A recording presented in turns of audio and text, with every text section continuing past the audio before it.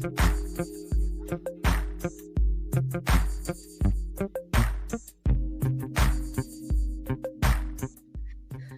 Beat of the Bronx, a Yankee podcast with Russ Lichty.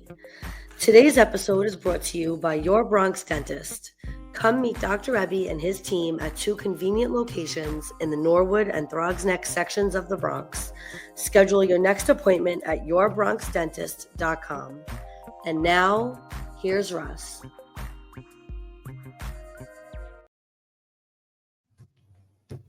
And Jess, I gotta change that. Yeah, we do gotta change that. We gotta update it.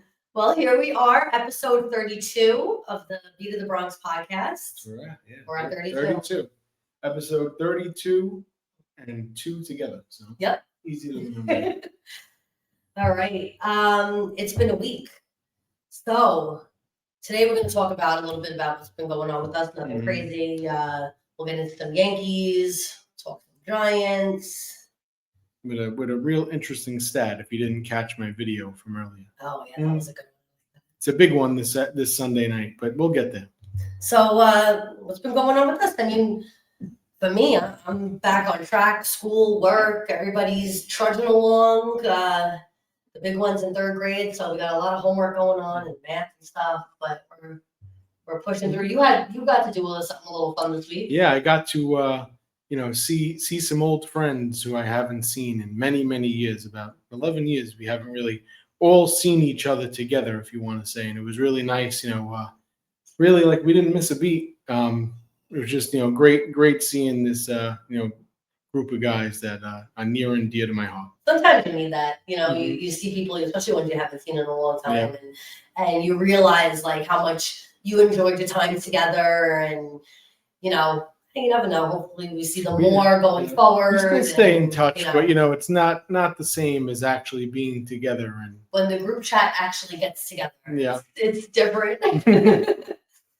All right, well, let's get into some Yankee stuff. We're really in that home stretch now. 11 games to go. I can't believe the season's almost over. And after that crazy one last night. Ooh, God. Talk about a nail biter. The bullpen has to get right. It's a shame. It's a shame when you see the starter come in and do what he's supposed to do, and then the bullpen comes in and you just see it slowly dripping away. Mm-hmm. It's very frustrating. Yeah. That's to say the least. Highly. And Toronto, they're not giving up. They don't want to lose, but Yankees bullpen ERA the last 8-9 games has been over 12. Over 12. That's brutal. But a few guys have been turning a corner here, looking a lot better. But with 11 games to go, we kind of have to figure out the bullpen roles here. This is the crunch time, really, where got to figure out who's the actual setup man, who's the sixth inning guy, who's the mop-up guy, who's the long guy. I don't want to be on the edge of my seat when a starter comes out, wondering if the person coming in is going to do the job. It's frustrating at this point. I'm hoping that, like you said, everyone can kind of find their role again and settle back in that. But, it's stressful. Devin Williams' last 4 outings or so have been pretty good. And same thing goes with Camilo Doval. Yeah. Camilo Doval has been starting to, as I coined it, starting to turn a corner here. Yeah. The Yankees trade deadline got, all these closers they brought in now. Was that the right way to go? Bringing in closers to have middle relief and, high leverage roles? We'll find out. Because to me, right now, 11 games to go, you got to worry about, what's going forward. They're not catching Toronto. Toronto has proved that they are for real. I think. What are they? They're on like a 6-game win streak. Yeah. Yep. Going for 7 today. In the afternoon. They're playing in the afternoon today. But are they playing? I think so. No, I think it was. No, Baltimore is playing. Baltimore's playing against the White Sox. We're trying to watch everybody here because, now we're finishing up tonight with Minnesota, but we got to deal with Baltimore. 7 games, and we did write it down here. 7. The Orioles, they swept. Yep. They swept the Padres. I have it. Where did I write that down? At the beginning of September. Yeah. So they swept the Padres. They took 2 out of 3 against the Dodgers. Mhm. They swept the Pirates.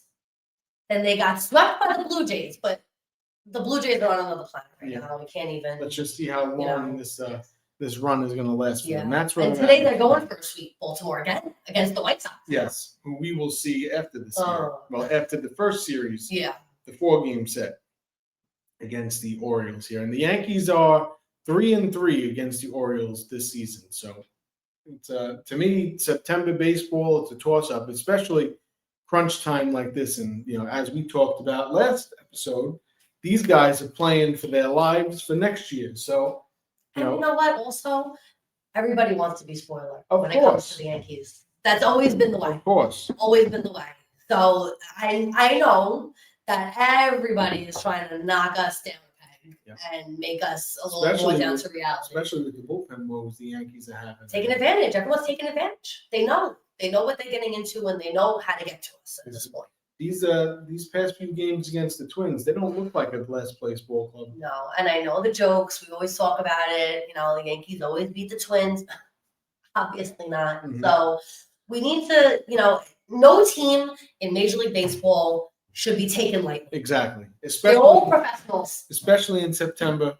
With 11 games to go. When, you're in a very important wild card race here because it's very, very, jammed up with. Boston would love to spoil the Yankees. I mean, for them, it doesn't really matter. I think they play, they'll come in probably pretty well at Yankee Stadium. Yeah. But for the Yankees' sake, you want home field advantage. You don't want to be having to go because there's a good chance you'd have to start off in Houston. If the season ended today, the Yankees would be playing the Astros in the wild card round. But I think it's going to come down to Yankees Red Sox. It always does. Just seems that way. It's just that's the. I feel like most of my life, it's come down to Yankees Red Sox. Yeah. It just feels that way. It's the way it goes. But you know what? Like you said, we don't want to start off on the road. We've been on the road enough. Mm-hmm. This road trip has been crazy. I know a lot of people talk about the schedule and stuff like that. The longest road trip of the season, 10 games. In the last 2 weeks of the season. We've all heard about the traveling, the traveling. Yeah. So they've had night games on all of the getaway days of this road trip. Yep. It's wild. What did you say it was today? It was within 24 hours? Well, after the game starts tonight, they have to play another one. Within 24 hours. So they have to play tonight's game, travel, and then play another game. Yeah, because there's no off day tomorrow. 4-game set this go around. The off day is after this series, going into the home series versus the White Sox, and then closing it out against Baltimore. Talk about chugging along. You can't even catch a breath here. These guys don't even have a chance to get settled in their bed before they got to worry about waking up the next day. It's crazy. Same thing goes for the White Sox. They're going to come in here. They're not laying down for nobody. These guys, especially like a guy like our old friend Mike Tauchman, who's having a really nice year. Fine ball player Mike Tauchman is. He's playing for a roster spot somewhere next year. So every game is important for these guys. Every inning is important for all ball players. That's all there is to it. Tonight, so we have the last game tonight against Minnesota. We have Luis Gil on the mound. I do want to talk real quickly about who we think is going to be that third starter to follow up Max Fried and Carlos Rodon, because the Yankees, hoping they can get this wild card situation figured out, because you want to be able to set up your rotation. Yeah. And we're talking about setting up your bullpen for the stretch run into October here, because you don't want to have a situation where, we can only have Max Fried pitching 1 game. Yeah. Or, Rodon, you want Max Fried to be able to pitch 2 games in a short series. And if you're playing down to the very last day of the season, guys banged up like Aaron Judge, everyone's banged up, but you want, try to set yourself up for some kind of success into the wild card round. And now it's a 3-game series. It's not the 1 game, 1 game elimination. So you gotta, kind of figure out here what the role is going to be. And we have it set. The ace of the staff is Max Fried. Yeah. The 1A, the 1A of the staff is Rodon, who they're both having wonderful, wonderful seasons. Can't knock that. No, absolutely. But who's going after them now?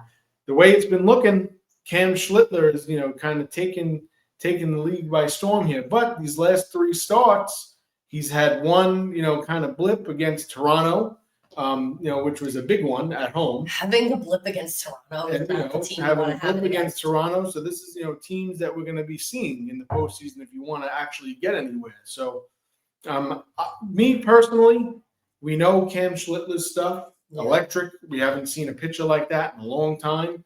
On this Yankee staff, been mostly, finesse pitches here, and especially guys in the bullpen. Yeah. But right now, Luis Gil, we'll see how he does tonight. But other than his first start, Luis Gil. I was just looking up Gil's stats versus Toronto. And I know his stats versus the Red Sox also. Red Sox in 4 starts against the Red Sox. Now, if we're playing the Red Sox the first round in the wild card, I want Luis Gil. Luis Gil's 4-0 in 4 starts with a 0.99 ERA, and that's after the last start up in Fenway. I mean, Luis Gil's been throwing strikes. He's had, one pretty, troubling start, which was his first one in Miami, and we got swept by Miami that series. But if you're going to ask me right now today, after the last 3 starts we've seen of Cam Schlittler, without seeing the start tonight from Luis Gil, I personally would put Luis Gil in that spot, the 3rd spot, and I feel more comfortable with him too. Now, at the moment, obviously things change at the drop of a hat in baseball, but Cam Schlittler's stuff will play in the bullpen. So I was just looking up. So Gil versus, according to Stat News, Gil versus the Blue Jays in his career is 1-1 in 4 appearances, with an ERA of 4.34 and 21 strikeouts. I'll take those 21 strikeouts. That's really not bad. Luis Gil is definitely a strike thrower. Definitely a strike thrower. It's something. Last night, too many walks from Cam Schlittler, and you guys obviously the walks are big kill. problem. Walks kill. They always come back to get you. If you go back, you read the game summaries, you look at the highlights. Most of the time, what hurts the Yankees, and I love when it goes for us, but most of the time what hurts the Yankees is those, lead off the inning with a walk, after 1 or 2 outs, walk a guy, back-to-back walks. Those are the runs that get you and always come back to get you. How many times have we sat and looked at the box after the game and said, all right, we gave up 5 walks, they scored 5 runs. Exactly. Whether it was it has nothing to do with it. It's just the fact that there's too much of a likelihood when there's excessive walks that there's excessive runs. That's all there is. Most of the time, the walks lead to runs. Yeah. And now, you can't be too much of a strike thrower here because then you get banged around the yard. Correct. Like we seen, how Cam Schlittler was getting roughed up. Yeah. Kind of getting peppered, pretty much. But that was against Toronto. Yeah. But you know what? But back to the rotation. So I agree with you. I think Gil, as of right now, I think Gil is a better number 3 than Schlittler. I would say, as of where we are. Just our opinion. Now, that being said, I think personally, I haven't even discussed this with you yet, but I think that Schlittler would play a really great role in that bullpen for that long relief, because sometimes we get into those situations. I mean, as much as I love Rodon, 3rd, 4th inning, as much as I love Rodon, sometimes it's even earlier. He gets into trouble. And when he gets into trouble, he gets in his head. And once that happens, it's very hard to get him out of it. So having somebody like Schlittler, who we know can get in there and give us a bunch of innings, can really come in handy in that position, especially when he's a kid that's looking to prove himself. Exactly. So I think he would be really valuable in that. And, getting just to Will Warren, you can't forget about Will. The year that he's had 31 starts. If you would have told us in spring training, if Will Warren would have made 31 starts for this ball club, I would have looked at you like you were crazy. And he's had some really good ones and some really bad ones, but more good than bad. Yeah. But those bad have come against teams that, playoff teams. Yeah. And, they were really bad ones. So when it comes with Will Warren, and his home road splits are so drastically different that in a playoff series, you'd really only want him to pitch at home if you had to have him pitching. Now, what's going to happen with Will Warren? Come playoff time, because there's going to be one or two pitchers who we're looking at right now that are going to be left off, and it always happens. It happened last year with Stroman. Exactly. Right? That was last year? Yeah. Yeah. And well, he didn't even get used and then was left off. He didn't get used and then he got left off the second. Just for roster purposes, just thinking off the top of the head without really breaking it down, looking into it, you kind of want to carry Ryan Yarbrough for that extra lefty. Yeah. For that extra lefty. That's the only and he can have the long relief with almost that mop-up role and kind of change the different view a little bit. He struggled last night, but the extra lefty is very important on playoff time. Oh, absolutely. Absolutely. You always need that person to go to. You never know. We've seen some crazy things happen in the playoffs where a lot of people get used very quickly and we end up, it's just, we all know how it goes. Hey, if you're watching us, you know how it goes. That means you watch the stuff and you're in it. We'll close it off with this, talking about the bullpen in the playoffs. Now, we're dating ourselves here, dating myself, but 1996, the lefty from down under, Graham Lloyd, was atrocious. August and September down the stretch, atrocious. And he was on the roster, and what happened? He became one of the unsung heroes of that 1996 bullpen. So, guys, now, if I could somehow, if I ran into Devin Williams in the street, somehow were able to talk to this team, as just coming from an outsider looking in, I don't care right now that his ERA is over 5. Yeah. It doesn't matter, is what I'm trying to say. Whatever you do in the regular season, yes, it matters to an extent because you have to get there. But when it comes down to it, push comes to shove, that ERA in that wild card series, when you see on that big board in Yankee Stadium when the playoff starts, you're going to see his ERA, his first appearance, he's going to come out. It's going to have 3 zeros across the board. He's never pitched in the playoffs before. He did, yes. He got his last year against Pete Alonso, that big home run for the Mets. It's kind of what spiraled. Right. Oh, It kind of what spiraled. He wasn't. He was one of the best relievers last year, but so that's why I asked you, because you follow a lot of other teams. I'm just looking at the Yankee stuff for the most part. Playoffs, but I'm not trying to think about that. What I'm trying to say is the point is that the playoffs are a different animal. Yes. And once it starts, everything. We've seen people who are terrible in the regular season be amazing in the playoffs, and we've seen people who are great in the regular season be very underwhelming in the playoffs. 2009. Go back even further. I mean, even closer, I should say. Closer. Yeah. Phil Hughes was another one of those unsung heroes who went from the starting rotation to the bullpen. Another unsung hero of the 2009 relieving core, Phil Koch. Oh, Phil Koch. These guys were key cogs in the postseason who you didn't even want to look at or think of during the regular season. Go back, look it up.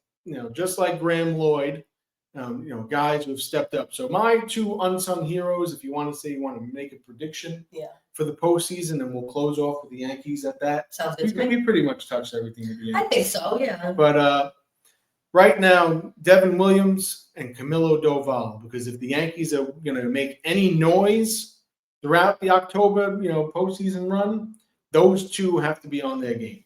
I agree. I fully agree. It's a necessity because this is one of the weak spots. The bullpen is the weak spot, and we need guys to come out and prove themselves and show that they can keep us where we're at. Keep those holds. Get that starter whenever he comes out to keep it. Because you know what? The starts, knock on wood, they've been pretty good. They have. It's been pretty okay. It's not so much the starting that we're having issues with at the moment. Getting back to the starting, we got healed tonight. He's going up against Todd Bradley. We faced 2 times. We faced Bradley twice. Before he was with the Twins. With Tampa Bay, he was still with Tampa Bay. Yep.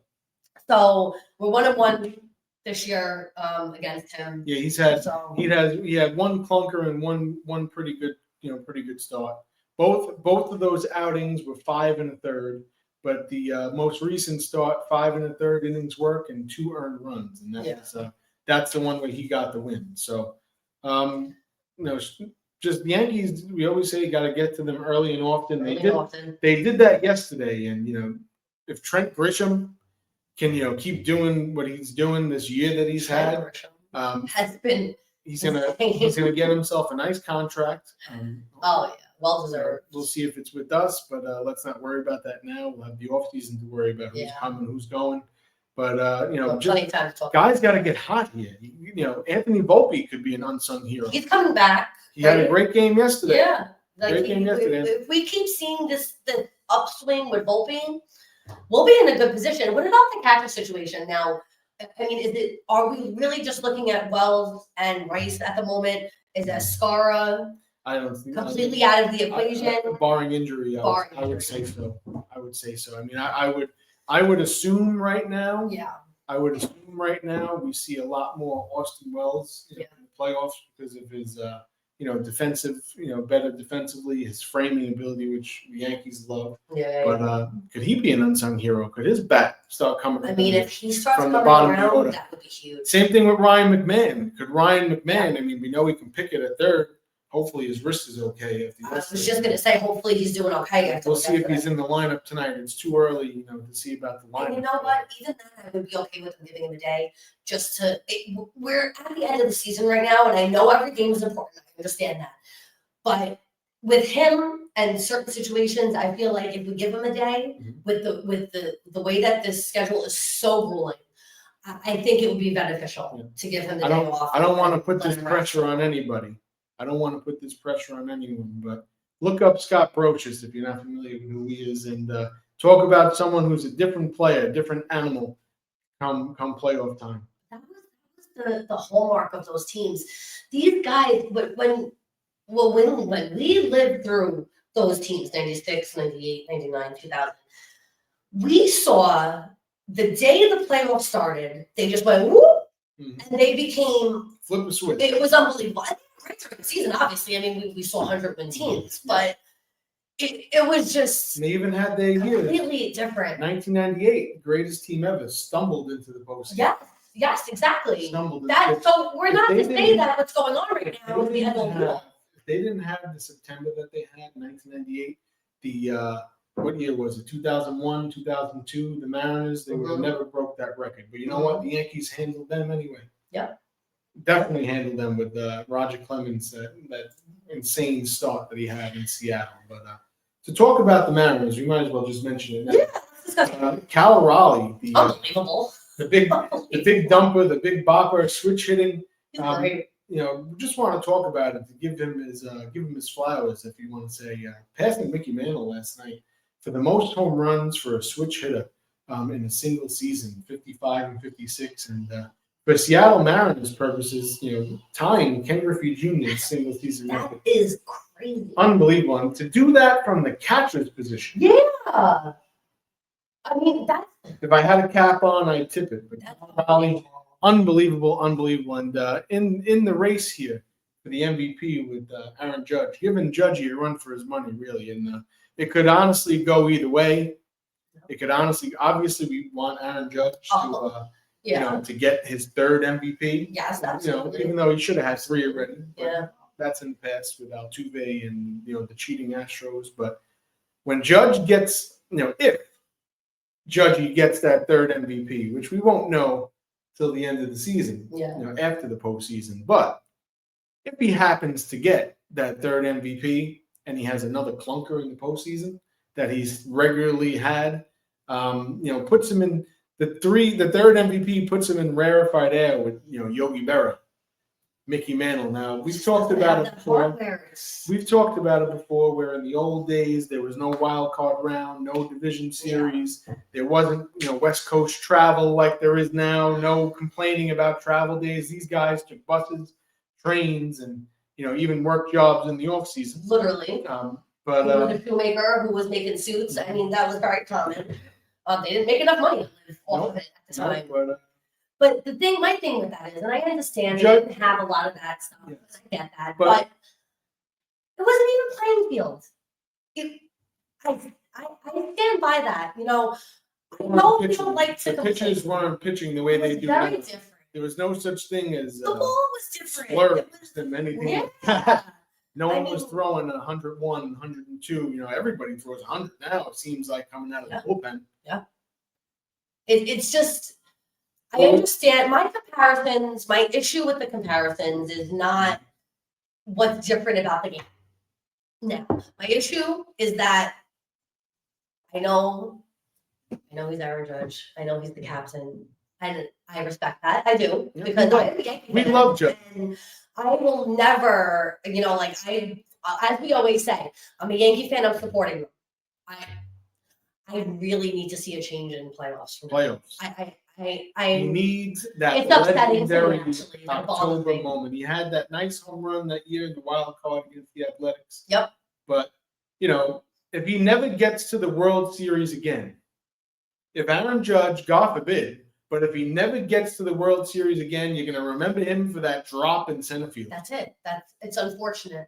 It's unfortunate because his career is amazing. So we need that, and we're not asking Judge to be Derek Jeter because he can't be Derek Jeter, and Derek Jeter can't be Aaron Judge because Judge does things that Jeter could never ever do. 100%. Two different style of players, but similar type of people from what we see is from fan perspective and what they let us see from a fan perspective. Yeah. And we're not in the locker room, we don't know what goes on, but he needs that legendary October run. He needs it because last year we got to the World Series on the coattail of Giancarlo Stanton and Juan Soto. And Juan Soto is across town now dealing with his own problems with his team. He's not here to help as Judge's supporting cast. And then we have guys who could step up. Yeah, not saying that guys can step up. Out of all the names we've mentioned so far, I would take Cody Bellinger over everyone. Oh, my God. 8 days a week. Well, and Trenkers. But I would take Cody Bellinger over anybody in a big spot. The difference with last year and this year, I feel, just to not talk too much about Juan Soto, but I just want to say that we expected it from him. Yes. We went into the playoffs knowing that we had Juan Soto to do the job. We knew he was going to do it. It wasn't even a question. Yeah. So expecting him we unfortunately are not in a position this year to have that person where we say, oh, we know he'll be able to do it. We don't have that this year. I'm expecting a lot out of these players. I am, particularly Bellinger, Grisham. I think McMahon. I personally think McMahon's going to have a really good postseason. I think so. I think he's going to be really good.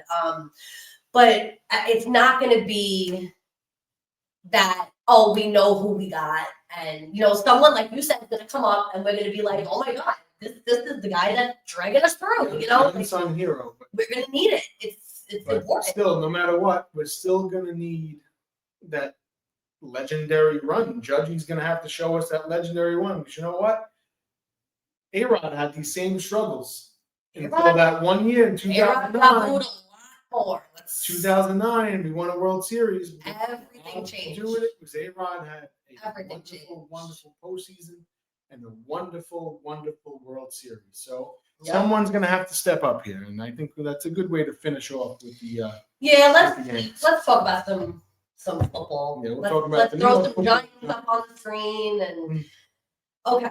Let's start off with the stat that we talked about, the video. If you didn't see it, we made it this morning, but the Kansas City Chiefs are 0-7 versus the New York Football Giants in New Jersey. And shout out to our buddy Jason. Jason giving us stat guy. A lot of the stats. He needs some credit. Shout out to Jay for giving us the heads up on that one. But the Kansas City Chiefs are 0-7 versus the Giants. Lifetime in New Jersey in the Meadowlands area, Giant Stadium, MetLife Stadium. It was one game they played. One game in Shea? MetLife. Was there a game in Shea? It was 19. I want to say it was either Shea or I got to go back and look. Close enough. It was Shea or the Yale Bowl, but in the Meadowlands in New Jersey, the Kansas City Chiefs are 0-7 versus the New York Football Giants, and lifetime. They are 4-11. I know we're struggling. Big time. But coming off the 14th consecutive loss against Dak Prescott and the Dallas Cowboys. But if you look at the record, and like Coach Parcells always said, you are what your record is. The Chiefs are also 0-2. Correct. So and they're having their own issues over there. Before we get into next week, let's talk about last week's game a little bit. Yep. It was good until it wasn't anymore. Career game for Russell Wilson. Oh my God, what a game! The best of his career. What a shame that it had to go that way. The defense, as we like to joke, we got fooled. Yeah. Like everybody else did, because guess who's on? We share our fantasy football team. We got Giants defense as our defense, and that probably wasn't a good idea. Fell for the bait. I mean, with the guys they have on the defensive line, but the problem is they don't all play together. Yeah. I don't remember exactly, but I think it was like 34. It was like 34 or 35 plays where they all were on the field together, which is absurd. That's wild. You have Abdul Carter, the rookie Abdul Carter, who hasn't really shown us anything, yet. Mm-hmm. We're still waiting for his, first signature Giant game here. I know we're 2 weeks in, but Kayvon Thibodeau has been, a little bit better. Probably have to get him on the field a little more. Dexter Lawrence, Brian Burns. I mean, I know the Giants are having problems with the linebacker position after Micah McFadden got hurt. Both the linebackers who came in for him, last week got hurt. One, Musa was in concussion protocol. Yeah. So they signed Neville Hewitt to the practice squad from the Houston Texans. So we'll see if he's elevated for the game here. But the Giants, struggling here at the linebacker position, and just the ridiculous penalties. Oh, there's how many? 16 too many. 4 consecutive by that one accident. Oh, they took him out of the game. That was rough. But Giants. And Jameis Winston was. They were showing him, talking to him. He was trying to hype him up and stuff, and kind of get his head back in the game. But that dude, I don't know him from Adam, obviously, but you cannot go out there. You're a professional football player. You cannot be making that. It was full starts. It was this. It was crazy. NFL record, 4 consecutive, penalties in a row. Just can't have that. Giants. I mean, Giants got to clean it up. Giants got to clean it up with the penalties. There was a lot of penalties in that game in general, but the defense. I mean, playing prevent defense with a kicker who warms up in pregame at 70+ yards. We did have an interception. Yeah. Right? Yes. We did have an interception. Drew Phillips. Yeah. They had a big interception too towards the end. A bad time one. But just Giants got a lot of cleaning up to do. It's just been too long for this sloppiness. Well, speaking of too long for the sloppiness, since the Giants have had Shane and Dable, we're looking at a record of 18-34-1. In division, would you like to do this one? 3-16-1. 3 wins, 16 losses, and 1 tie. In division. Terrible. Ferocious. Ferocious. I can't even understand that. It's basically why the Giants have been, one of the worst teams in the league. It's so bad. It is so frustrating. Since Dable's first year, where they made the playoffs and had that big win against the Vikings, which probably gave Daniel Jones his contract, with the Giants before it ended horribly. And shout out to Daniel Jones and the Colts. Another week doing this thing. The Colts doing their thing. They have yet to punt or turn over the ball in both games this year. Crazy. They have not yet done that this year. And just think of with Daniel Jones, how many 3-and-outs the Giants had. Oh, you have saw. We were constantly complaining about that. The immobile offense, because they weren't able to move the ball down the field. But all this is showing me with the Dable and Shane and all this stuff going on is that we're not equipped to be a winning team as it stands. Right now, no, they got to show us. They got to show us that they have the capability of being a winning team. I mean, I don't want to hear about on paper anymore. No, we can't have Russell Wilson having the best game of his career and losing it. It's terrible. This is so bad. I thought the defense had to be so much better. Oh, God. I mean, we got a lot of points. Why did we giving up that many points? It was the Giants put up 37 points and lose. I mean, we saw a touchdown. How long had it been? How many weeks since we hadn't seen a touchdown? It felt forever. I mean, you were screaming. I was in the kitchen cooking, and you were screaming. We finally scored. But it's so frustrating to be that excited about the offense and being able to enjoy the offense. But as soon as the defense is on the field, it's over. They gotta step it up. Simple as that. Can't keep giving. Every time we can't keep giving. because that's what's happening. And I mean, I don't even want to blame defensive coordinator Shane Bowen because we blamed Wink Martindale. He was the scapegoat, and they got rid of him. I mean, what are you? They're always the scapegoat. Are you gonna blame the defensive coordinator again? You can't keep changing them and have the same thing happen. That tells me that the issues, like we said, coming from higher up. Because if you're in the same situation, we're talking about, we've been complaining about the offensive line, right? For how many years? Over 10 years. Over 10 years. Thinking off the top of my head. And we're talking changes in coaching, changes in front office, changes in coordinators. All the stuff has changed. The players, the entire offensive line is different from when we first started complaining about it. Still the same issue. And still the same issue. It doesn't make sense to me. And that tells me the issue is at the top. Similar to the Yankees' problems. It's very similar. It's all team philosophy, team makeup. It's what comes from the top. What bothers me is all those years. You gotta see it. We all see it. The fans see it. How do they not address these problems? We're still waiting, and I feel bad for the real loyal fans. I mean, we're loyal to the New York Football Giants, but we don't go to games. We don't have. We're not spending the tens of thousands of dollars on ticket licenses and season tickets. For those people, man, that's rough. Something's that's mutiny. It's gotta change. Lose it. It has to change. It really has to change. The Giants just a storied franchise. They cannot they got to stop. They can't be the laughing stock of the league anymore. Enough's enough. Yeah, it's frustrating. And this is a good week to change that against with the defending champions coming in. And the numbers don't lie. They've never won against the Giants in Jersey. That's huge. Never. Dating back, 2 different stadiums. Like let's put up now. Let's do it here. And it's not like they're coming in 2-0 where they're riding the wave and they have this high of we're killing everybody. They're not. So this is the time. The Giants need to come out this week and take advantage of the fact that they are not doing that great. Shooting on all cylinders. The offense, if they can repeat what they did last week, you just put it on the defense to make a stop. Suggestion for us for defense fantasy, please tell us. You only take that for the Giants, and even the other league I do myself got the Giants too. Got to figure something out here. Got to figure something out with the. Hopefully, we won't need to do anything. I don't want to harp on the Giants, not being able to score because they showed us they can. Score. The defense has to show us they can change now.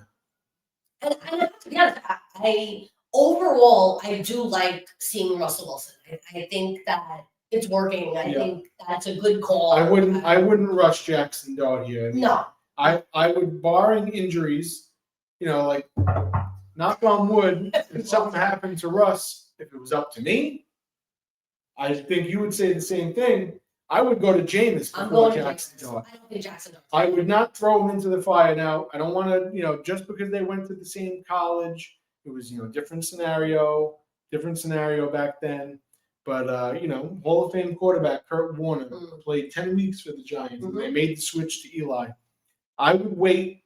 If you want to go to Jackson Dart, I would wait till after the bye week, which, I think is, later in the season. I think it's around week 10 or 11. I would wait till then. I wouldn't throw him into the fire. And I thought, the 2 packages that he came in for the handoffs, me personally, I thought that was ridiculous.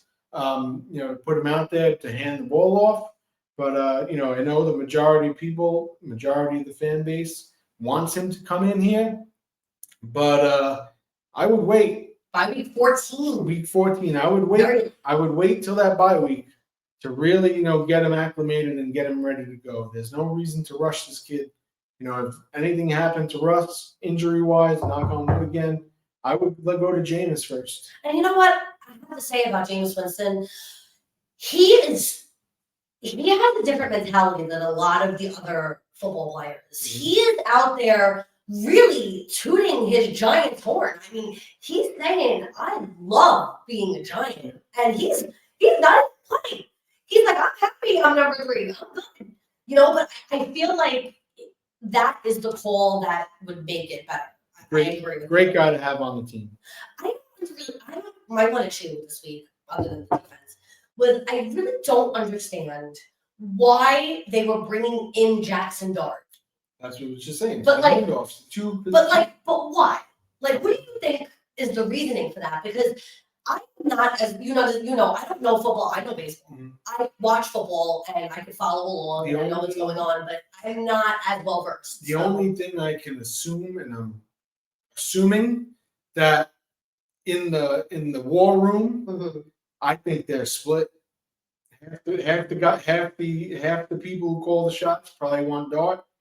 Half the people want Russell Wilson. Yeah. I think it's a bad look to have the backup come in to hand the ball off. I mean, you shouldn't be platooning a quarterback. There's no reason. There's no reason. Especially when you have such a great game to begin with. Like, why are we even? That's just our opinion. As Giant fans, I thought it was silly. Yeah, I was confused. Yeah, I was like, I don't really know what's happening. Why is he in? All right, so week 3, we're going up against Kansas City and hoping the best. It was also 0-2, prime time on NBC. So nice. we'll be able to enjoy, the football Sunday until the Giants start, which is nice. So get the red zone. Maybe we don't have to deal with it at 1 o'clock. Yeah, exactly. Don't ruin the Sunday early. Which happens all too, and just because we have the Rangers mug here. Oh yeah. Just big news out of Rangers Town this week. They named the 29th captain, JT Miller, who came back to us last year. We love him. Love JT Miller. I have a JT Miller jersey, number 10 JT Miller jersey from his first go around. So congratulations to JT and the 100th season here, and Zibanejad. I'm looking forward to that. Yep, Zibanejad, Vinny Trocheck, Adam Fox and I feel like I'm missing someone. Artemi Panarin were named the alternate captains, and the significance of a captain in hockey is the reason, not because of its popularity contest. The captain is the only person who's authorized to talk to the referee during the game. Interesting. That's the main reason for a captain, and you never see a goalie named captain. Even though, like, all those years, Henrik Lundqvist was the leader. Yeah. The captain's usually never the goalie, and the captain is the person who is authorized on the ice. That's why when guys have, the alternate captain, if you watch, when they're talking to the referees after a penalty or after the puck goes out of play, it's always the captain or an alternate captain. Those are the ones that are authorized to talk to the referees on. So it's kind of like they have somebody on each line that can discuss things on the ice. That makes sense. I didn't know that. That's very interesting.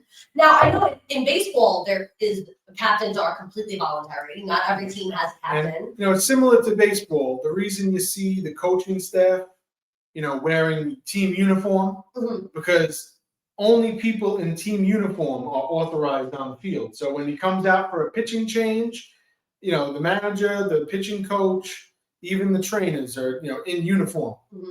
That's because the only way you're allowed to step on the field is if you are in team uniform. That's from the original. Yes, little fun facts here. That is interesting. Now, in football, question for you. Yeah. The captaincies of football, I know they wear, and then they have the stars sometimes. Like, so is there anything in football for a captain that is like that? Like, is there any rules? It's usually there's a captain for special teams. Okay. Quarterbacks are usually the captain, but it's usually for there's usually a captain of defense, at least a captain on defense, at least special teams and offense. Interesting. I love that stuff. Random sports fun facts. Yeah, and the last coach to wear the old suit and tie look was Jack Del Rio did that. Oh, really? He was the head coach. Yeah, he wore the suit and tie. That's one of my favorite things. Like when you see the older pictures of Lombardi back in the day, he always had his hat.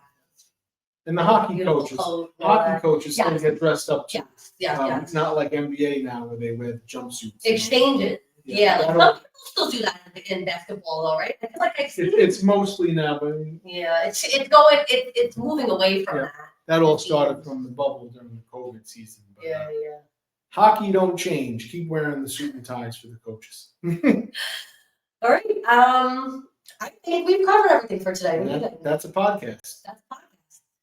All right, guys. So we're heading into today, the last game against Minnesota for the Yankees. We'll see how Louis Seal does tonight, and if our opinion of who we want to be the third starter in the playoffs goes. But we'd like to really see how, I would assume here down the stretch with 11 games to go, he'll probably get one more start.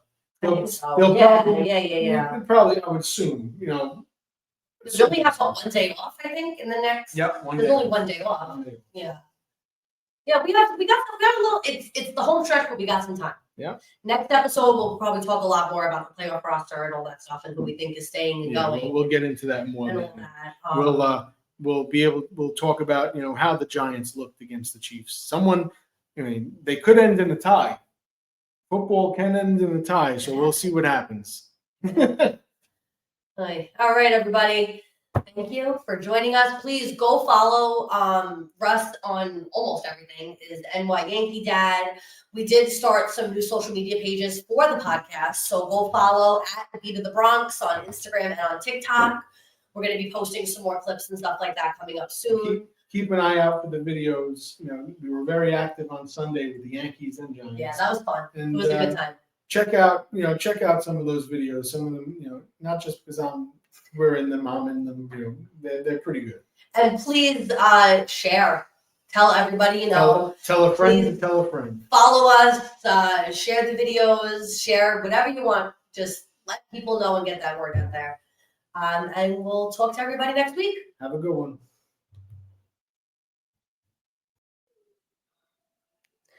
Thank you for listening to this episode of The Beat of the Bronx, a Yankee podcast. You can follow Russ on all social media platforms using the handle at NYYankeeDad. Be sure to subscribe to the podcast on Apple Podcasts, Spotify, and YouTube.